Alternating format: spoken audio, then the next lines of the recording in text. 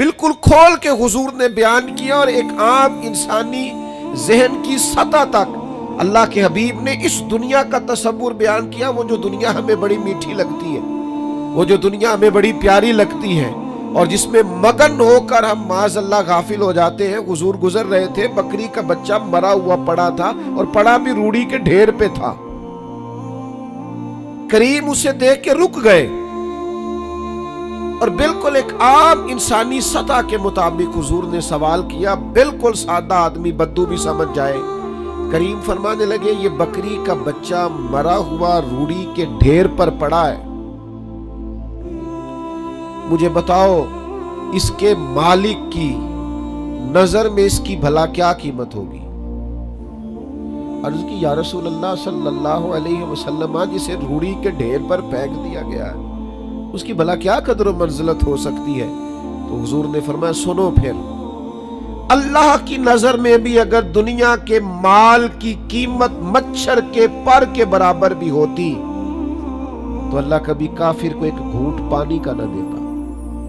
اس کی کوئی قیمت نہیں دنیا کے مال کی، اس لیے تو کافر کو بھی دیا، اس لیے تو فاسق کو بھی دیا، اس لیے تو ظالم کو بھی دیا۔ بے ایمان اور بددیانت کے گھر میں بھی بہت سارا مال و دولت ہے، ہاں جس کے ساتھ وہ بھلائی کا ارادہ کرتا ہے اسے اپنے دین کی سمجھ عطا فرماتا ہے۔ مال بھی ہو، دین کی سمجھ بھی ہو، گھر میں وسعت بھی ہو اور عبادت کا جذبہ بھی ہو، انسان کی تجوری بھری ہوئی بھی ہو اور غریبوں کے لیے اس کا دل بھی کشادہ ہو، اسے اقتدار بھی حاصل ہو اور اس کے سینے میں مظلوم کا درد بھی موجود ہو۔ اب یہ ہے کہ رب کریم نے اس کے ساتھ بھلائی کا ارادہ فرمایا۔ لیکن اگر یہ کہ فقط دنیا ہی ہو، فقط پیسہ ہی ہو، فقط اقتدار کا لالچ ہی ہو، کھو نہ جائیں یارو، ہم کہیں کھو نہ جائیں۔ کہیں ایسا نہ ہو کہ کاروبار کی مشقت سجدوں کی لذت لے جائے، کہیں ایسا نہ ہو کہ دولت جمع کرنے کی حرص غریب کا درد ہم سے لے جائے، کہیں ایسا نہ ہو کہ اقتدار کی دوڑ میں ہم کسی مظلوم کی آہ ہی نہ سنیں، ہم کسی کا دکھ ہی نہ بانٹیں۔ آخرت کا تصور ذہن میں رکھیں، وہ جو قیامت کے دن اللہ کے حضور کھڑے ہونا ہے، وہ جو قیامت میں رب کریم کی بارگاہ میں ہم نے حاضر ہونا ہے، اس حاضری کے تصور کو اور جواب دہی کے تصور کو اپنے ذہن میں لائیں۔ یاد رکھیے گا، 3 چیزوں کے علاوہ ہر چیز کا حساب دینا ہے۔ ایک سر چھپانے کے لیے جھونپڑی مکان، ایک پہننے کے لیے کپڑا، ایک کمر سیدھی کرنے کے لیے غذا۔ اس کے علاوہ جو کچھ بھی ہے اس سب کا حساب دینا ہے۔ نبی رحمت صلی اللہ تعالی علیہ وسلم نے جو حدیث بیان کیا نا حساب کے لیے، آپ یقین کریں پوری روح متوجہ ہو جاتی ہے، انسان کے جتنے لطائف ہیں وہ سارے بیدار ہو جاتے ہیں، اس کے باطن کے اندر تک گہرائی تک وہ لفظ اترتے ہیں۔ میرے کریم فرماتے ہیں، رب قیامت کے دن بندوں سے فرمائے گا، کیا میں نے تیرے لیے کان اور آنکھیں نہیں بنائی تھی؟ کبھی اندھے سے مل کے دیکھے نا، کبھی بہرے سے بات کر کے دیکھے نا۔ رب فرمائے گا، کیا میں نے تیرے لیے کان اور آنکھیں نہ بنائی تھی؟ اللہ فرمائے گا، کیا میں نے تیرے لیے جانوروں کو، کھیتوں کو مسخر نہیں کیا تھا؟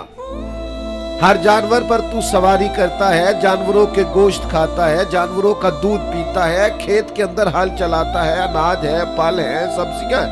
وَالَّذِي خَلَقَ لَكُم مَّا فِي الْأَرْضِ جَمِيعًا، زمین میں جو کچھ ہے حضرت انسان کے لیے پیدا کیا۔ اللہ فرمائے گا، تیرے لیے کان بنائے، آنکھیں بنائی، تیرے لیے مسخر کیا جانوروں کو، تیرے لیے مسخر کیا کھیتوں کو۔ پھر رب کہے گا، میں نے تجھے خوشحالی دی، میں نے تجھے سرداری دی۔ پھر اللہ فرمائے گا، یہ بتا، کیا تجھے مجھ سے ملنے کا یقین نہیں تھا؟ کیا تجھے یہ خبر نہیں تھی کہ تیری رب سے بھی ملاقات ہوگی؟ تجھے اللہ کے حضور بھی حاضر ہونا ہے، تجھے اس کا یقین نہیں تھا؟ اور حدیث پاک کا جو آخری جملہ ہے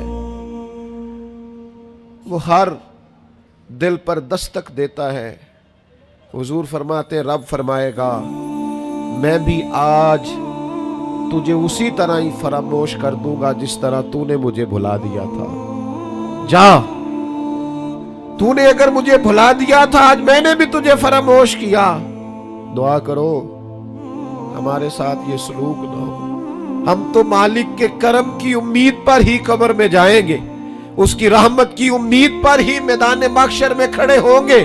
बाकी पता सारा है सरदार नू कीतियां दा, एदा पर्दा पाया ही तेरा भला होसी।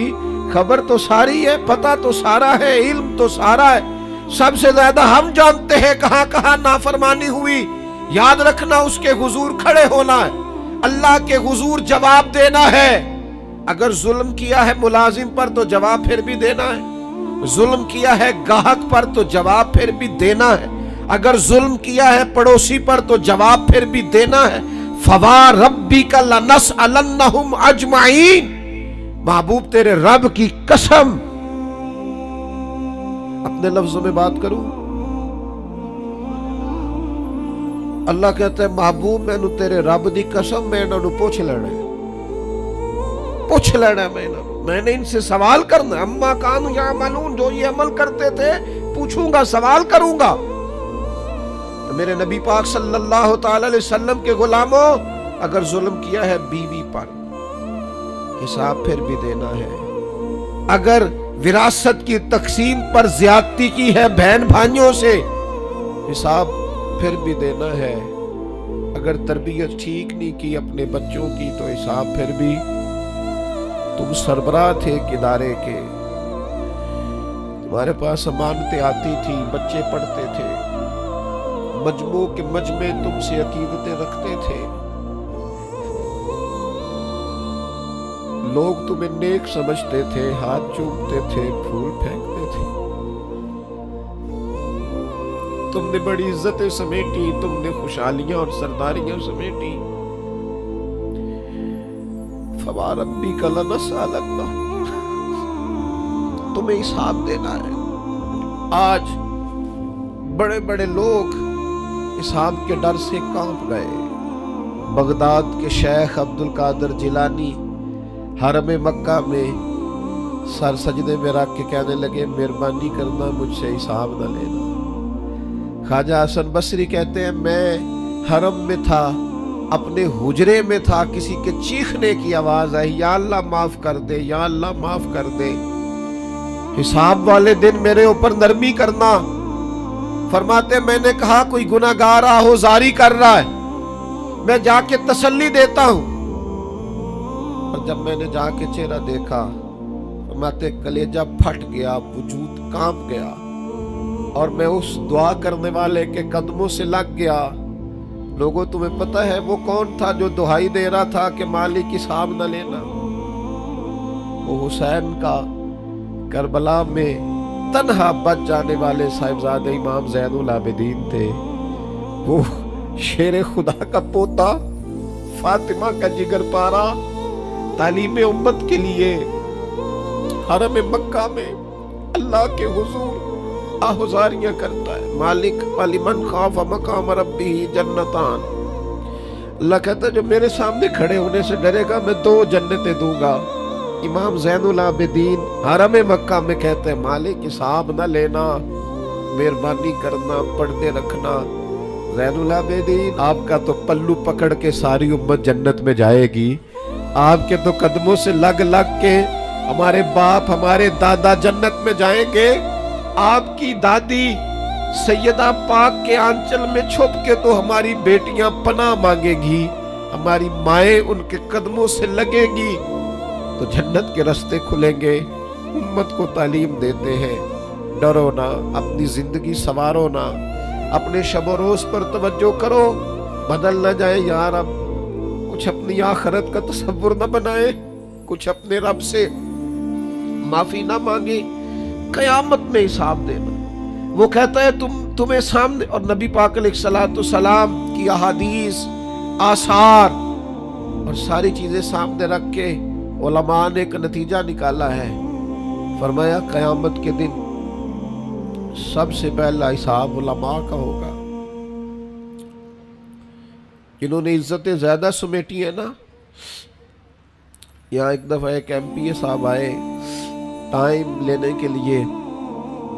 میں نے معذرت کر لی, میں نے کہا میرے پاس وقت نہیں ہے. تو مجھے کہنے لگے لوگ تو ہمارے پیچھے بھی بڑے ہیں. میں نے کہا آپ کو لوگ ووٹ دیتے ہیں, ہم پر لوگ جان دیتے ہیں. اتنی اگر سعادتیں سمیٹی ہیں تو پھر سنو نا, جنہوں نے یہ دعوے کیے ہیں کہ ہم دیندار ہیں, فرمایا پہلا حساب علماء کا ہوگا, دوسرا حساب مجاہدین کا ہوگا, تیسرا مالداروں کا ہوگا. اور فرمایا یہاں تک کہ اللہ تو صبح قیامت انبیاء کرام علیہ السلام سے بھی تبلیغ کے بارے میں سوال کرے گا. ہر ایک سے سوال ہونا ہے. ہم اپنی اپنی تیاری کریں قیامت کے روز کے لیے, آخرت کے دن کے لیے.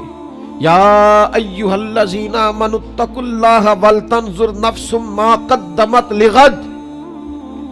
اے ایمان والو اللہ سے ڈرو اور ہر نفس یہ سوچے کہ میں نے آخرت کے لیے آگے کیا بھیجا ہے.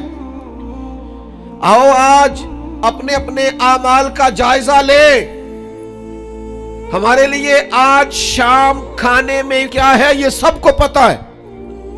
اس ماہ میرے گھر میں کیا آمدن ہے, کیا خرچ ہے, یہ سب کو پتا ہے. لیکن رب کہتا ہے وَلْتَنْظُرْ نَفْسٌ مَا قَدَّمَتْ لِغَدٍ. یہ بھی دیکھ تو نے اپنی قبر کے لیے آگے کیا بھیجا ہے, آخرت کے لیے آگے کیا بھیجا ہے. یہ دیکھ قیامت والے دن کے لیے تیرے پاس سرمایہ کیا ہے.